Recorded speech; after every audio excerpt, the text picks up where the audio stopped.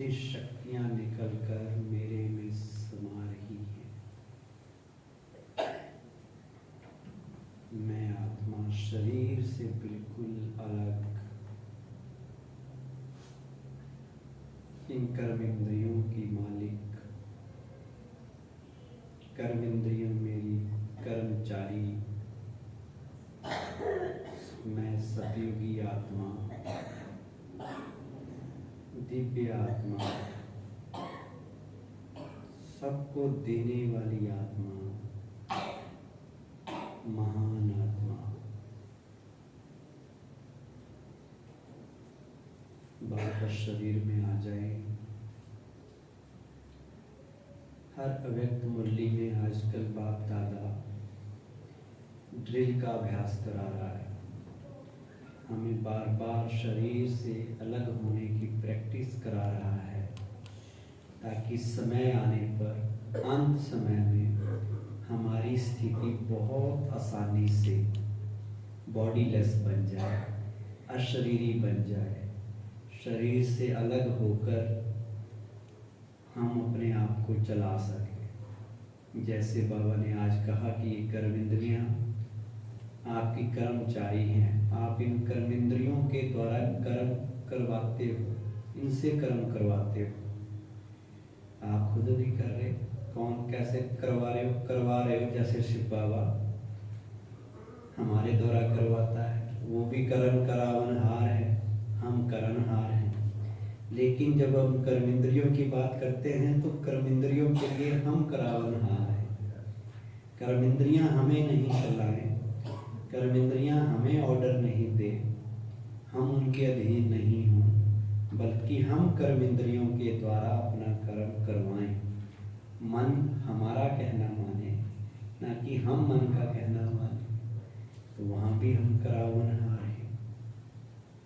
तो कितनी अच्छी बाबा हर मुरली में जबरदस्त अव्यक्त मुरलियाँ आप सुनिए। एक एक मुरली में इतनी गहराई है। एक मुरली को एक बार पढ़िए, 2 बार पढ़िए, याद कर लीजिए। एक एक सब प्रश्नों के उत्तर आपको अव्यक्त मुरली में सुनने को मिल जाएंगे, है ना ऐसा? अब बाबा कहता, मैं दुनिया में आया हूँ, मैं आकर कौन सा जादू करता हूँ। लोग कहते हैं भगवान आया है तो जरूर कोई जादू करता हो। आजकल चमत्कार को लोग नमस्कार करते हैं। जहाँ थोड़ा बहुत चमत्कार दिखे उनके पीछे लग जाते हैं। किसी के पास गए, उसने हाथ फेर दिया, बीमारी ठीक हो गई। लोग कहते हैं उसके पास जाने लग जाते हैं। किसी के पास गए, आपके मन में क्या चल रहा है वो बता देता है। कौन से प्रश्न मन में लेके आए हो, लोग कहते हैं बड़ा पहुंचा हुआ व्यक्ति है। ऐसे ऐसे चमत्कार, किसी की प्रॉब्लम थोड़ी बहुत ठीक हो गई, बीमारी ठीक हो गई, तो लोग उनके पीछे जाते हैं। तो लोग हमें कहते हैं कि आपके पास भगवान हैं, आए हैं, क्या चमत्कार है, कौन सा बड़ा जादू भगवान ने कर दिया। वो जादू ऐसा है जो कोई कर ही नहीं सकता, और हम सबको वो अनुभव है। भगवान ने आके कौन सा जादू किया, इन सब का संस्कार बदल दिए। संस्कार बदलकर ही संसार बदला जा सकता है, ये ज्ञान शिव बाबा ने दिया। और पुराने संस्कारों को बदलने के लिए हमें पाठ पढ़ाया है नहीं पढ़ाया, और हम सबके ऊपर जादू लगा। सबकी सोच बदली या नहीं बदली, सबके विचार बदले, सबकी आदतें बदली, व्यवहार बदला, जीवन बदला। तो इससे बड़ा जादू कोई होता है? जो असंभव काम है, लोग कहते हैं ये नहीं बदल सकते। भाई संस्कार ऐसी चीज है, आदतें नहीं बदलती, बड़ा मुश्किल लगता है लोगों को बदलना। और बाबा ने बड़ा आसान करके हमें कर दिया।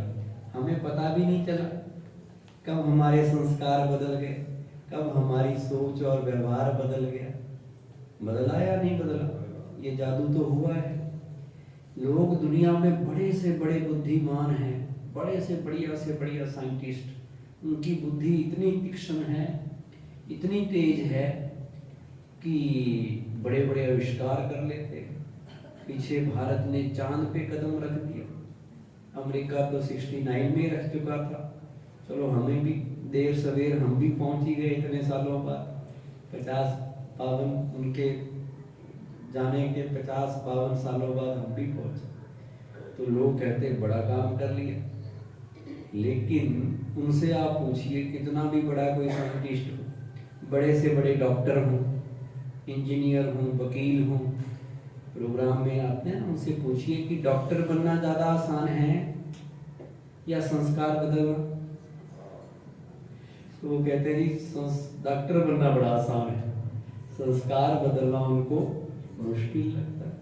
और एक डॉक्टर बनने के लिए 10 साल पढ़ाई की, रात दिन पढ़ते रहे, कितने टेस्ट क्वालिफाई किए, तब डॉक्टर बने। उसको कहते हैं आसान है, और संस्कार बदलना उनके लिए बड़ा डिफिकल्ट है। उनको कहो इस गुस्से के संस्कार छोड़ दो, इम्प्योरिटी के संस्कार छोड़ो, नहीं ये तो नहीं छूट सकते। क्यों इम्पॉसिबल लगता है? क्योंकि उनकी बुद्धि तीक्ष्ण जरूर है, पर बुद्धि दिव्य नहीं है, बुद्धि प्योर नहीं है, बुद्धि शुद्ध नहीं है। इसलिए ये जादू उन्हें आता ही नहीं है। तो ये जादू कौन आकर करता है? शिव बाबा। यही शिव बाबा के ज्ञान का चमत्कार है, और आप सब उसके सबूत हैं, जो सबके जीवन में ये जादू हुआ कि उनका जीवन, संस्कार, सब कुछ बदल गया। कैसे बदला पता भी नहीं चला कब बदल गया। आते रहे, बाबा की आज्ञा का पालन करते रहे। आज बाबा ने कहा आज्ञाकारी बनो, तो भगवान की मदद और दुआओं अपने आप मिलती हैं। जो यहाँ आता रहा और हांजी का पाठ निभाता रहा, बाबा की हर बात के आगे हांजी कहा, वो आगे निकल गया। मम्मा का एग्जाम्पल हमारे सामने है कि मम्मा हमेशा बाबा के आगे हांजी करती थी। वो अपना विचार नहीं रखती थी कि बाबा नहीं ऐसा होगा, मेरा विचार तो ये है, ये बात होती तो ऐसा होता, वो होती तो ऐसा होता। वो मम्मा नहीं कहती थी कभी भी। वो कहती थी बाबा ने कहा, नो क्वेश्चन, करना ही है। जो बाबा ने कहा करना ही है, और भगवान की बात सच है, उसमें कोई क्वेश्चन। इतना विश्वास भगवान की बात पे हो, हमें है उतना निश्चय कि बाबा कहे रात चाहे दिन दिख रहा हो, हम कहें जी हाँ रात है। इतना निश्चय जिसको होगा उसको प्राप्ति है। और दुनिया में बहुत से धर्मों में इतनी रिजिडिटी है, उनको समझ नहीं है, पर निश्चय जरूर है, भावना जरूर है। वो कहते ये खुदा की बात है, अल्लाह ने कह रखा है, तो ये लकीर पत्थर पे लिखी हुई लकीर है, ये नहीं मिट सकती, चाहे उसमें कुछ भी लिखा है।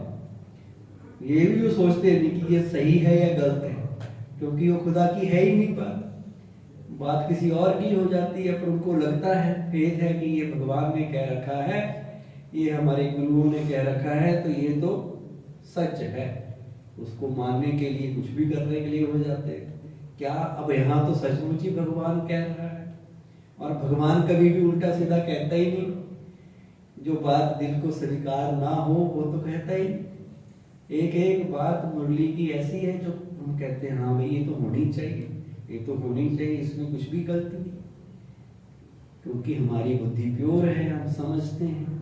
पर क्या उतना निश्चय है कि हम हांजी करें, बाबा की हर बात के ऊपर आज्ञाकारी बने, बाबा कहे। और बाबा की क्या आज्ञा है हमारे लिए?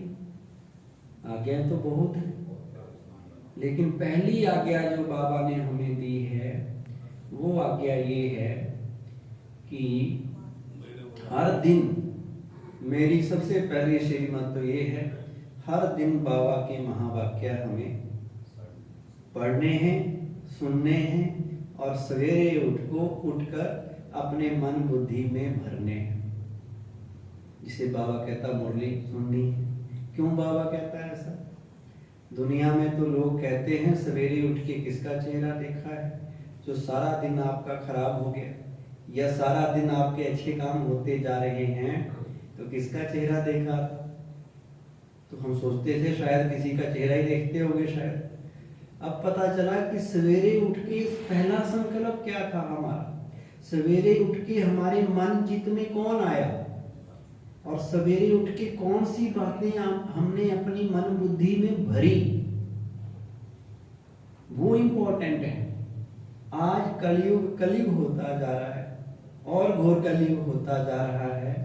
उसके पीछे के कारण दो हैं, वैसे तो बहुत हैं, लेकिन दो कारण ये हैं कि लोग दिन की शुरुआत और दिन की समाप्ति, रात को सोने से पहले अपना जीवन जैसे पहले जीते थे वैसे नहीं जी रहे। पहले लोग सवेरे उठते थे, ध्यान लगाते थे, भगवान को याद करते थे, योग करते थे, और आजकल सवेरे उठते हैं तो सबसे पहले किसका चेहरा देखते? मोबाइल। पता नहीं क्या हो गया रात को, नई कोई चीज तो नहीं होगी, तो मोबाइल को देखते हैं। रात को सोते हैं तो सोने से पहले भी टीवी देखेंगे या क्या देखेंगे? मोबाइल देखेंगे। तो उससे कौन सी एनर्जी ट्रांसफर होती है? नेगेटिव एनर्जी ट्रांसफर होती है। सवेरे सवेरे अगर वो चीजें देख ली जो हमें नहीं चाहिए, नहीं सुननी है, जो हमारे काम की ही नहीं है, तो फिर सारा दिन कैसा बीतेगा? खराब बीतेगा। इसलिए बाबा ने पहली शीर्षक दी कि सवेरे उठ के आपने ईश्वरीय महावाक्य बुद्धि में डालने हैं ताकि सारा दिन अच्छे से बीते। आज लोग टीवी देखते हैं, अब टीवी में क्या क्या चलता है? घर लोगों के क्यों टूट रहे हैं? क्योंकि टीवी में जो सीरियल देखेंगे उनमें घर टूट रहे हैं, वहां लोग चिल्ला रहे हैं, शोर मचा रहे हैं, हाय तौबा हो रही है, एक दूसरे के ऊपर शक कर रहे हैं, षड्यंत्र हो रहे हैं। तो जो देखते हैं धीरे धीरे उनके जीवन में आ जाता है। घर में बच्चे वैसे ही बनते जा रहे हैं। घर का वातावरण, पहले घरों में लोग हवन करते थे, भगवान के भजन चलाते थे, मंत्र जपते थे, तो उससे वातावरण उस तरह का बनता था। अब घर में टीवी चला रहे हैं, टीवी में वायलेंस हो रही है, वहां सब चिल्ला रहे हैं, शोर मचा रहे हैं, तो क्या होगा? घर के वातावरण कैसा बनेगा? उससे वैसा ही वातावरण घर का बनता जाता है और घर में फिर प्रॉब्लम क्रिएट हो रही है। हमारे बच्चे कैसे बनते जा रहे हैं? आजकल के बच्चे कैसे होते जा रहे हैं? उनकी शक्ति कितनी कम होती जा रही है? हो रही है कि बच्चे भी चिंता में रहते हैं, बच्चे भी भय में रहते हैं, वो भी परेशान रहते हैं, सुसाइड भी कर लेते हैं, इतना पढ़ाई का प्रेशर हो गया है। तो घर घर में लड़ाई झगड़ा का कारण क्या है? एक तो सवेरे ठीक नहीं है और एक रात को सोने से पहले भी टीवी देख रहे हैं, मोबाइल सुन रहे हैं। तो ये तो लोगों का हाल है। अब ब्राह्मण आत्माओं का क्या हाल है? उनको देखना चाहिए? ये तो हम लोगों को भी मना करते हैं, तो ब्राह्मण आत्मा को तो अवॉइड करना चाहिए। नियम बना लो, सवेरे उठ के जब तक मुरली नहीं पढ़ ली, जब तक यहाँ आके मुरली नहीं पढ़ ली, तब तक हमने मोबाइल को, या ब्रेकफास्ट तक जब तक नहीं कर लिया तब तक मोबाइल को हाथ नहीं लगाना है। और शाम को भी सोने से पहले कोई ना कोई अव्यक्त मुरली पढ़ लो। अव्यक्त मुरली पढ़ के बाबा को याद करके सोएंगे तो सारी रात अच्छे अच्छे सपने आएंगे, सारी रात अच्छी नींद आएगी और घर का वातावरण अच्छा बनेगा। अगर आप में एनर्जी भरेगी, हर घर में एक आत्मा ऐसी होनी चाहिए जिसके अंदर बड़ी पावरफुल एनर्जी है, और आप ज्ञान में चल रहे हैं तो आप में ही होगी।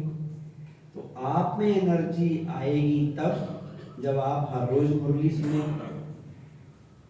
आप तो मेरे हिसाब से जितने बैठे हैं हर रोज सुनते होंगे। अगर नहीं सुनते हैं तो आज से ये नियम बना लो कि मुरली रोज सुननी है। उसमें बहाना नहीं देना कि नहीं अब तो बच्चे स्कूल भेजने हैं, ऑफिस में जाना है, टिफिन बनाना है, भोजन बनाना है, हम 1 घंटा कैसे निकालेंगे? निकाल सकते हैं या नहीं निकाल सकते? जो काम जरूरी हो, इम्पोर्टेंट हो, उसके लिए 1 घंटा क्या हम 10 घंटे निकालते हैं। घर के लिए, अपने बच्चों के भविष्य के लिए, पैसे कमाने के लिए हम घर को छोड़ने के तैयार हो जाते हैं, दूसरे शहर में चले जाते हैं, दूसरे देश में भी चले जाते हैं, घर से 10-12 घंटे एब्सेंट रहते हैं ताकि पैसे कमाएं और बच्चों के लिए उसको यूज करें। तो तब तो हम ये नहीं कहते कि हम घर के लिए घर छोड़ रहे हैं, हम कहते घर के लिए ही तो कर रहे हैं। तो ऐसे ही घर के वातावरण को ठीक करने के लिए, अपने बच्चों की अच्छी से पालना करने के लिए 1 घंटा अगर हम मुरली रोज सुनते हैं और वो भी सेवा के अंदर पर आकर, क्योंकि यहाँ के वाइब्रेशन भी अपने अंदर भरते हैं और अपने अंदर शिव बाबा की शक्ति भर के जाते हैं डेली, तो घर के वातावरण में फर्क पड़ेगा। यहाँ के वाइब्रेशन आप पॉजिटिव लेके जाएंगे, एनर्जी पॉजिटिव लेके जाएंगे, तो घर की एनर्जी कैसे हो जाएगी? वो भी पॉजिटिव हो जाएगी। तो घर में उससे बच्चों के ऊपर क्या इंप्रेशन पड़ेगा? वो भी शक्तिशाली बनेंगे। आपके जीवन में नियम है, मर्यादाएं हैं, श्रीमत है, शिव बाबा की आज्ञा है, शक्ति है, तो उसका असर आपके घर के दूसरे लोगों के ऊपर पड़ेगा या नहीं पड़ेगा? बहुत अच्छा पड़ेगा। आपको फिर बच्चों की चिंता नहीं होगी कि बच्चों को बाहर भेजना है, कभी कहीं बुरे संग में बिगड़ ना जाए, बच्चा पढ़ाई के लिए जा रहा है, जॉब के लिए जा रहा है, विदेश आजकल जा रहे हैं, माँ बाप को चिंता रहती है कि बच्चों को कुछ हो ना जाए।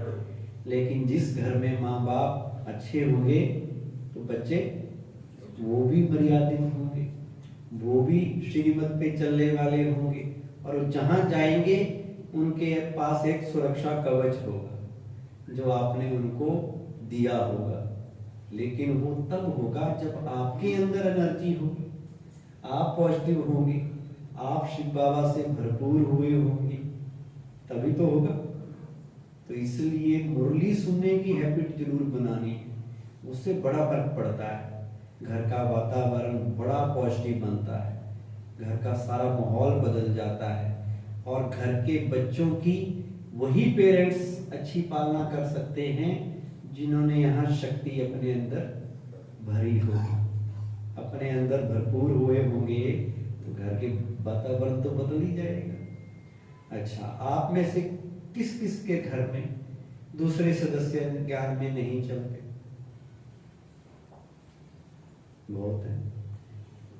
हमारी रहती है कि वो भी चले, इच्छा रहती है कि सब ज्ञान में चले, लेकिन आजकल के बच्चे, आजकल के लोग सुन के राजी नहीं।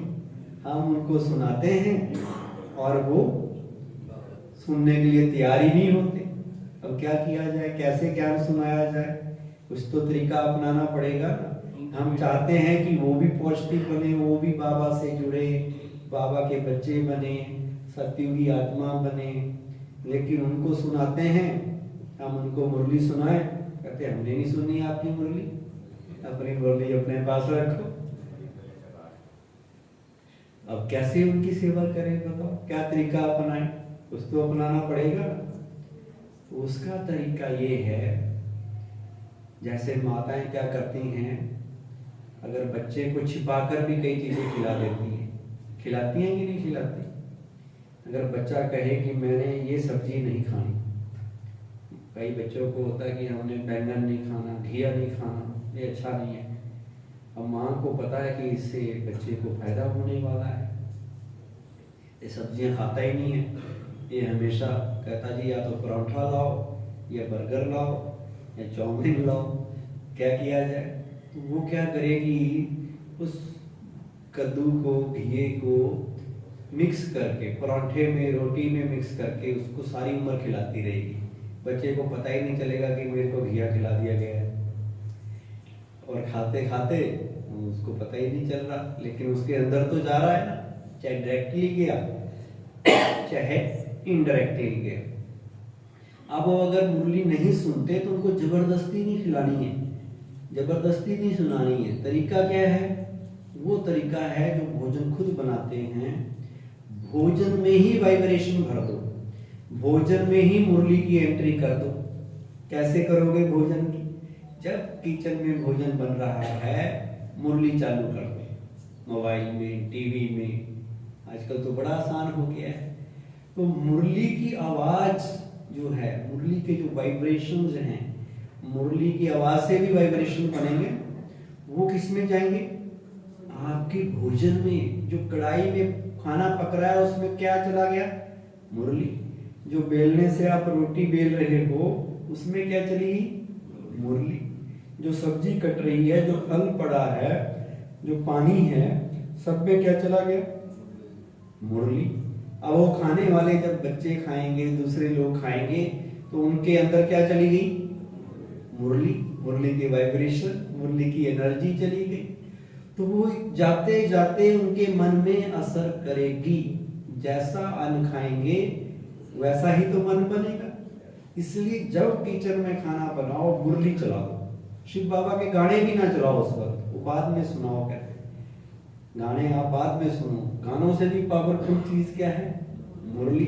शिव बाबा के महावाक्य वो चले गए अगर, तो वो भोजन के द्वारा उनके तन में जाएंगे और तन से उनका मन पे असर डालेंगे। और कभी ना कभी 2 महीने, 6 महीने, साल बाद वो खुद आपको कहेंगे कि हमें भी 2 मिनट अपनी मुरली सुनाओ। क्या कहा आज? क्या आज आपकी मुरली में आया है? 2 मिनट में बताओ। तो धीरे धीरे वो मुरली सुनना शुरू कर देंगे। उनको ज्ञान समझ में आना शुरू हो जाएगा। तो उसका तरीका है कि भोजन के द्वारा उनकी सेवा करो। एक तरीका और भी बताता हूँ। एक तो खुद मुरली रोज सुननी है, ठीक है। रोज अमृत वेले योग करना है। घर के वातावरण को शुद्ध करने के लिए, अच्छा बनाने के लिए एक आत्मा, बाकी ना भी सुने छोड़ो, पर आप अकेले भी बहुत कुछ हो घर को ठीक करने के लिए। आपने रोज अमृत वेले योग करके घर के वातावरण को प्योर बनाना है। अगर घर में कोई अगरबत्ती जला दे तो सारे पूछते कहाँ जलाई, किसने जलाई, कहाँ से आ रही है खुशबू, सबको पता चलता है कि नहीं चलता? तो आप ईश्वर की याद की, शिव बाबा की याद की अगरबत्ती जला दो, सारे घर में महक आ जाएगी, खुशबू आ जाएगी। तो एक तो ये करना है। तीसरी चीज आपने करनी है, आप में से कौन कौन चाहता है कि हम अपने घर को बाबा का सेंटर बना लें? Very good. देखो कितने सेंटर बन जाएंगे फिर, कितने सारे करनाल में 25, 30, 40 सेंटर हो जाएंगे। और बाबा ने कहा हुआ है गली गली में तुम्हारे सेंटर होंगे। अब गली गली में कैसे सेंटर होंगे? जो बाबा के बच्चे हैं उनके घर ही सेंटर बन जाएंगे, वही आश्रम बन जाएंगे। है तो आपका घर, एक फीलिंग है ये मेरा घर है, मेरा घर है, तो कुछ नहीं होने वाला, और ये अभिमान पैदा करेगा। और एक आपकी मन की सोच है ये मेरा घर नहीं, ये बाबा का घर है, ये बाबा का सेंटर है। बाबा का सेंटर इसलिए है क्योंकि वहां बाबा का बच्चा रहता है। जिस घर में योग होता हो, जिस घर में ब्रह्मा भोजन पकता हो, शुद्ध भोजन बनता हो, जिस घर में बाबा का बच्चा रह रहा हो, वो फिर क्या हुआ? सेवा के अंदर हुआ या नहीं हुआ? बस मन से समझना है कि मेरा घर नहीं बल्कि ये बाबा का घर है और मैं इस सेवा केंद्र को संभालने के निमित्त हूं। मैं इसका इंचार्ज, सेवा केंद्र इंचार्ज। मुझे इसको सेवा केंद्र की तरह इसका वातावरण बनाना है, शुद्ध बनाना है, प्योर बनाना है, कोई फालतू की चीजें उसमें नहीं करनी है। तो वो सेवा स्थान बन जाएगा आपका। आपकी भावना बदल गई। अब सेवा स्थान पे ब्रह्मा भोजन तो आप पका ही रहे हो रोज। एक चीज और करनी है ताकि घर वालों का बुद्धि योग बाबा से जुड़े। वो तरीका है कि जहाँ सेवा केंद्र होता है वहाँ एक तो शिव बाबा का भंडारा होता है और दूसरी क्या चीज होती है? भंडारी होती है। भंडारे में अन्न पकता है और भंडारी में धन आता है। तो घर के लोगों का, परिवार के लोगों का, चाहे वो ज्ञान सुने या ना सुने, आपने उनका धन उस भंडारी में सफल कराना है। एक है कि वो कभी सेवा केंद्र पे आए, बहाने से आए, यहाँ उनको कहो जी डालो।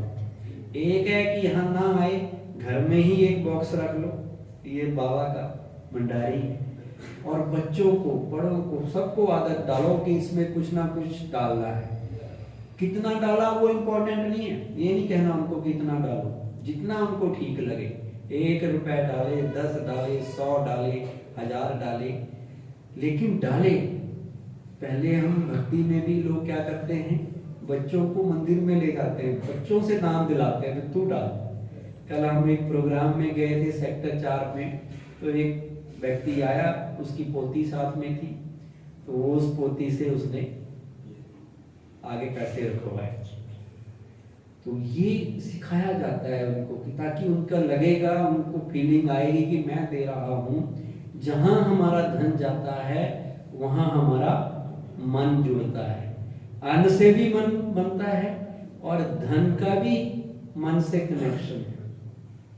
तो घर वालों का, परिवार वालों का कुछ ना कुछ उनको समझा के कि भगवान अर्थ, आज आपको सैलरी मिली है, जिस दिन सैलरी मिले कुछ ना कुछ भंडारी में डालना है। तो क्या होगा, थोड़ा थोड़ा जो डालेगा, डलते डलते आज वो सहयोगी है, कल को क्या बन जाएगा, योगी बन जाएगा। शुरुआत तो करनी पड़ेगी ना, जरूरी नहीं हो पहले दिन ही योगी बन जाए आपकी तरह। पहले सहयोगी बने, पहले ब्रह्मा भोजन करना शुरू करे तो वो भी हो जाएगा। और मुरली का पक्का बनाना है, क्योंकि यही श्रीमत, यही बाबा की पहली आज्ञा बहनें क्या देती हैं जब 7 डेज का कोर्स कराती हैं। 7 दिन का कोर्स पूरा हो जाता है, उसके बाद क्या कहा जाता है कि अगले दिन सबने अब कहाँ आना है, मुरली क्लास में आना है। और जो मुरली क्लास में आना शुरू कर देता है उसकी स्पिरिचुअल जर्नी स्टार्ट हो जाती है। और जिसने मुरली क्लास छोड़ दी, आया ही नहीं, तो उसकी यात्रा वहीं खत्म हो गई। 7 डेज कोर्स किया पर आगे की यात्रा नहीं की तो कोई ज्यादा बेनिफिट नहीं हुआ। और कई लोग होते हैं जो कभी कभी आते हैं, संडे के संडे, वीरवार के दिन जब बहनें बुलाती हैं तो आ जाते हैं, कहते चलो थोड़े टाइम ही सही। लेकिन कभी फिर उनको बहनें कहती हैं त्योहारों पे या कभी कि आज संकल्प करो कि कल से ना मुरली हर रोज सुननी है। और उनको वो ले भी लेते हैं संकल्प। फिर वो महीना 2 महीना सुनते हैं तो उनको खुद रियलाइज होता है कि अब तक मैंने कितना टाइम वेस्ट किया। मैं कभी कभी आ जाता था, थोड़ी देर के लिए आ जाता था, मैं तो मुझे पता होता कि मुरली में ही सब कुछ है, तो मैं हर रोज आता, डेली सुनता। अब उनको पश्चाताप होता है, पहले पता ही नहीं था। तो मुरली में वो जादू है, और असली जादू तो बाबा का है, हम तो कुछ भी नहीं है। बाबा कहता तुम मेरे से लेके देते हो तुम भी मर्सीफुल बनो, मर्सीफुल पर लोगे मेरे से फिर दो। शिव बाबा को लोग पुकारते हैं, शिव बाबा का परिचय है नहीं, इसलिए शिव बाबा उनको मदद करता है, मदद पहुंचती नहीं। लेकिन तुम मदद कर सकते हो, क्योंकि तुम देवी देवताओं को आजकल ज्यादा याद कर रहे हैं, तो तुम कैसे मदद करोगे, शिव बाबा से लेके तुम उनको दे दो। तो अब हम वो कर रहे हैं, वो हमने करना है। तो घर के सदस्य धीरे धीरे ज्ञान में चलने लग जाएंगे, बाबा के बच्चे बन जाएंगे, आपके सहयोगी भी बन जाएंगे। और कभी ये नहीं कहना कि हमारे घर में कोई ज्ञान में नहीं चलता, हमारी कोई बात नहीं सुनता। क्यों नहीं कहना ऐसा? क्योंकि जो कहते हैं वैसा ही होता है। हम ब्राह्मण बच्चों के संकल्प में सिद्धि है, जो संकल्प करेंगे, जो बोलेंगे वही हो जाता है। इसलिए ये कहना है, ये नहीं कहना कि ये ज्ञान में नहीं चलते, ये कहना चलेगा भी नहीं, ये कहना ये है ज्ञान में, चलेगा भी फ्यूचर की बात होगी। हमने कहना ये ज्ञान में ही है, ये बाबा के बच्चे ही हैं, उनके लिए वही कहना है ये बाबा के बच्चे हैं, ये भी मुरली सुनते हैं, ये ज्ञान में ही हैं, ये सतयुगी आत्मा है। ऐसी चीजें उनके लिए कहनी है, और जो कहेंगे वही हो जाएगा। अगर आपने उनको कह दिया कि ये समर्पित आत्मा है, ये मधुबन निवासी है, 6 महीने के अंदर देखना वो मधुबन निवासी बन जाएगा। आपके कहने में इतनी ताकत है, इसलिए उनके लिए कहना ये बाबा के बड़े प्यारे बच्चे हैं, ये सब श्रीमत पे चलते हैं, ये हर रोज मुरली सुनते हैं, बाबा की बातें मानते हैं। तो धीरे धीरे उनको खुद ही लगने लगेगा कि कहते तो हमें ऐसा है तो हमें करना भी चाहिए। किसी को कहो जी आप बहुत अच्छे हैं, बड़े अच्छा व्यक्ति है, सबकी मदद करता है, चाहे वो ना भी करता हो, अगली बार वो कहेगा कि यार सब मुझे कहते हैं ये मदद करता है तो कर ही देता हूँ एक आधे की। तो उसके संस्कार, आपने उसका सम्मान जगा दिया तो वो वैसा करने लग जाएगा। इसलिए सबके लिए ये पॉजिटिव भाषा हमने बोलनी है। सब बाबा के बच्चे हैं, सब ज्ञान में चलते हैं, सब मुरली सुनते हैं, ये सब सतयुग में आने वाले, ये देवी देवता बनने वाले हैं।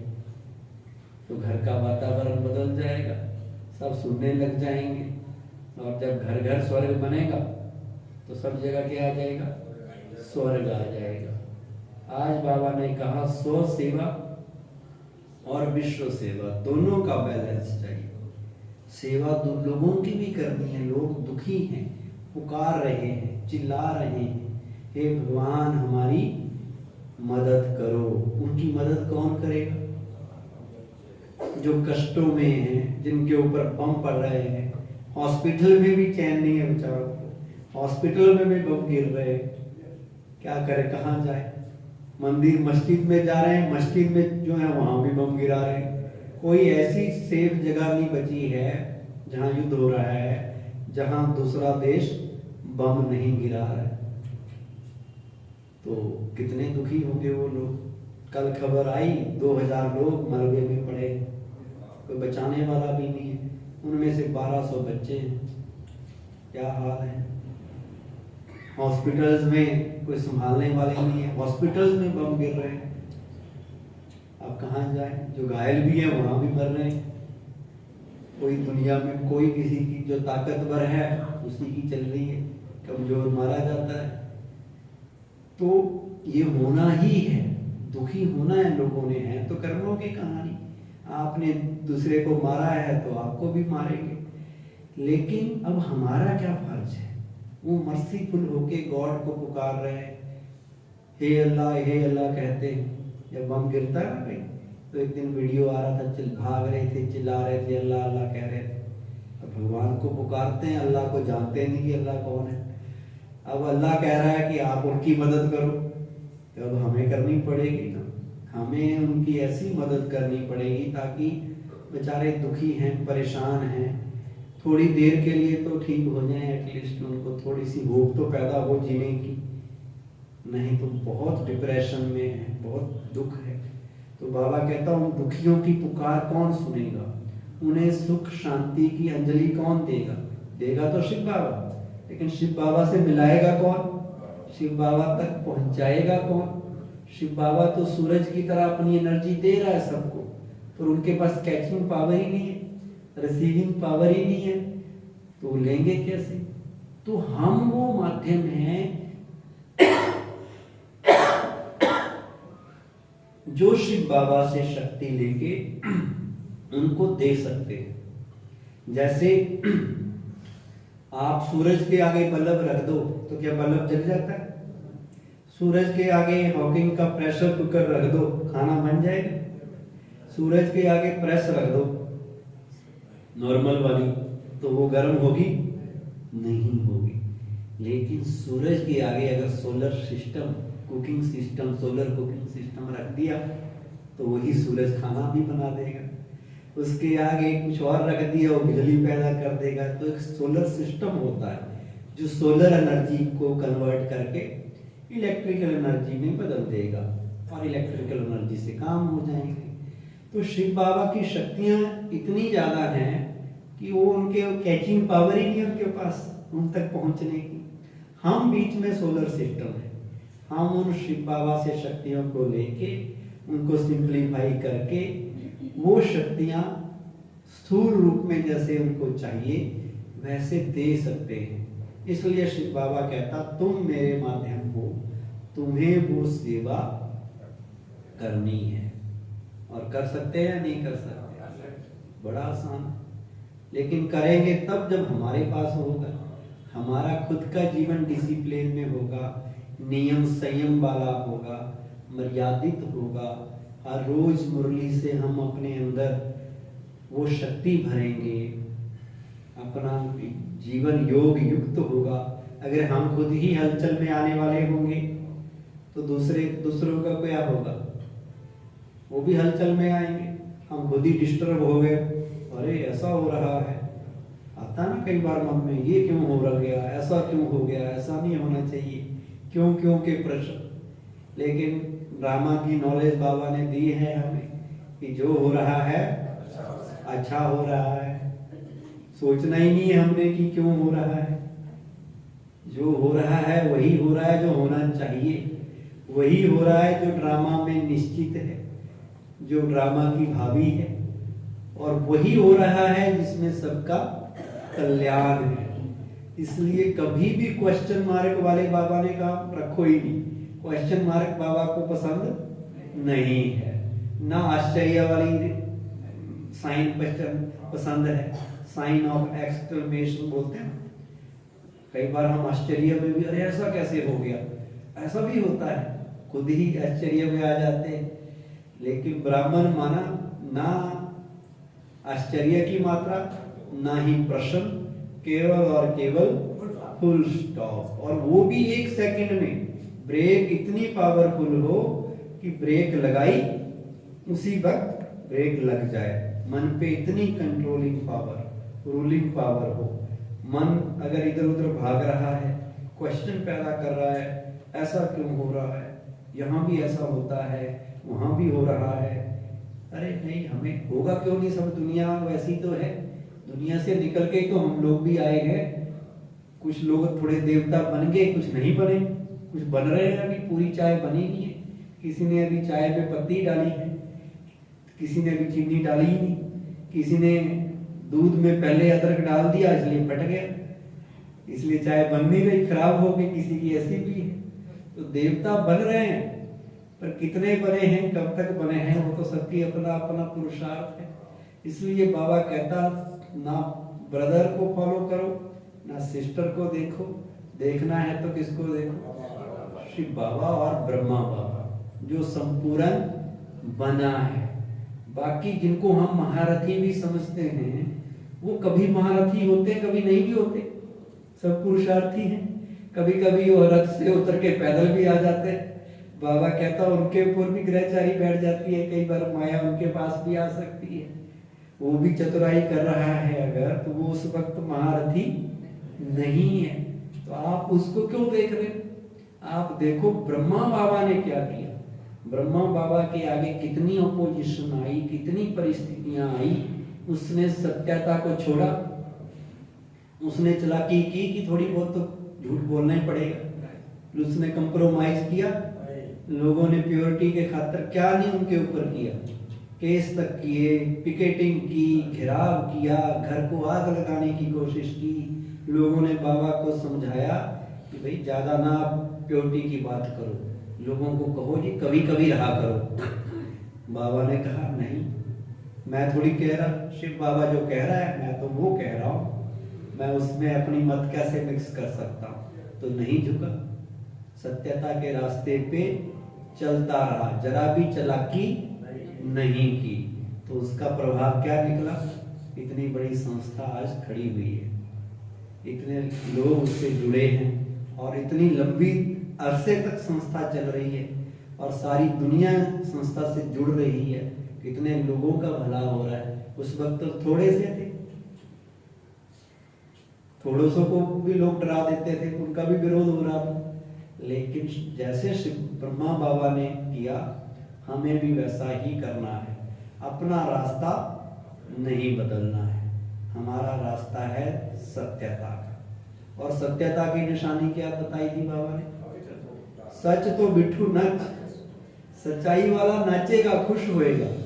इसलिए कभी ये नहीं सोचना कि मैं तो सच बोलता हूँ, हमें तो कोई सच समझता ही नहीं है, आजकल तो सच्चाई का जमाना ही नहीं है, झूठ ही हावी है। अगर आप दुखी हो रहे हैं ना सत्यता के पे चल के, तो सत्यता है ही नहीं। सत्यता का मतलब सच्चाई वाला नाचेगा।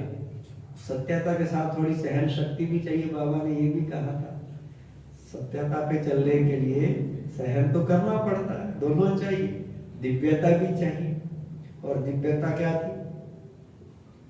दिव्यता के लिए बाबा ने क्या कहा था? थी ना एक दो पिछले संडे की मुरली। दिव्यता माना हर कर्म अगर दिव्य गुणों पे आधारित है, हमारा मन वचन कर्म दिव्य गुणों पे आधारित है, तो वो दिव्यता है। तो सत्यता के साथ दिव्यता भी हो। सच की नैया हिलती डुलती है पर डूबती नहीं है। तो हमने कौन सा रास्ता पकड़ा है? सच का। थोड़ा मुश्किल जरूर है, पर साथ कौन है हमारे? शिव बाबा। इसलिए नैया हिले डुले पर शिव बाबा डूबने नहीं देगा। और जीत किसकी होगी? हमारी होगी। बाबा ने कहा था, जो शुरू से चले, लोगों ने क्या नहीं कहा कि कल को तुम भूखे, पता नहीं कौन खिलाएगा, तुम सब छोड़ के जा रहे हो, 400 लोग, उनके लिए कितना कुछ कहते थे। और बाबा ने कहा, तुमने बाबा का हाथ पकड़ा तो कभी कोई समस्या आई? दादियों से पूछा, इतने साल हो गए, कभी कोई समस्या आई आपके आगे? कभी हुआ कि खाना नहीं मिला हो? और ही बाबा ने कहा, सब लोग भूखे रहते थे जब बंटवारा हुआ और उनको कुछ मिलता नहीं था, बाहर कर्फ्यू होता था, और तुम्हें बैलगाड़ी भर के सब्जियों की दे देते थे फ्री में, 2 रुपए किलो या 2 पैसे जो भी थे उस वक्त, सस्ते में थे, ले लो पूरी बैलगाड़ी। और तो खरीदने वाला होता ही नहीं था, कर्फ्यू है, सब घरों में अंदर है, और तुम्हें वो पूरी की पूरी बैलगाड़ी फ्री में दे देते थे। सारे लोग विस्थापित हुए, सारा सामान आश्रम वालों को दे गए कि भाई आप संभालो, बड़ी महंगी महंगी चीजें हैं, अब इंडिया में हम तो लेके जा नहीं सकते, तुम लोग रखो। तो बाबा ने कोई कमी रखी किसी की? जिसने बाबा का हाथ पकड़ा, बाबा ने उसकी भरपूर मदद की ही की। थोड़ी बहुत परीक्षा हर जगह आती है, परीक्षा से तो पास होता है, लेकिन एंड हमारा सब अच्छा है। देखो कितने अच्छी जगह आपको बैठा रखा है, कितना बढ़िया हॉल बना रखा है, आराम से कुर्सियों पे बैठे हैं, नीचे बैठने की भी जरूरत नहीं है। अब संकल्प करो कि यहाँ एक बड़ा हॉल बनाए जिसमें 1000 1500 लोग बैठे हैं। जो मंगल सेन ऑडिटोरियम बनाया है ना, उससे बड़ा हो, तो बड़े बड़े प्रोग्राम अभी जितना बड़ा बनाएंगे उतने लोग जुड़ते जाएंगे आपके पास। थोड़ा होता है तो लोग कहते हैं कि जगह ही नहीं है, तो अब क्या जाएगी वहाँ। और बड़ा बनाओगे, कहेंगे कि जगह तो है, तो लोग आपके पास जुड़ेंगे, और जुड़ेंगे तो वो हाल भी भरता जाएगा। जैसे मधुबन में भीड़ होती है, कल को यहीं आपके सेंटर पे वैसी भीड़ होने लग जाएगी। और ये होता है मधुबन में, पहले जैसे आप कितने बैठे हैं? 50, ऐसे ही बाबा के सामने भी 50 होते थे, उससे भी कम होते थे कई बार। साकार मुरली के टाइम तो 10 15 20 भी होते थे। अब देखो वहाँ हजारों में है। तो धीरे धीरे टाइम के हिसाब से यहाँ भी उतनी भीड़ लगेगी। सारी दुनिया आएगी तो जाएगी कहाँ? बाबा के अलावा तो कहीं जाए, यही तो हट्टी है। बस अब अपने आप को तैयार करना है कि जो आत्माएं आएंगी उनको हम भरपूर करें, वो बाबा के घर से कुछ ना कुछ लेके जाए, सुख शांति की अंजलि लेके जाए। ओम शांति।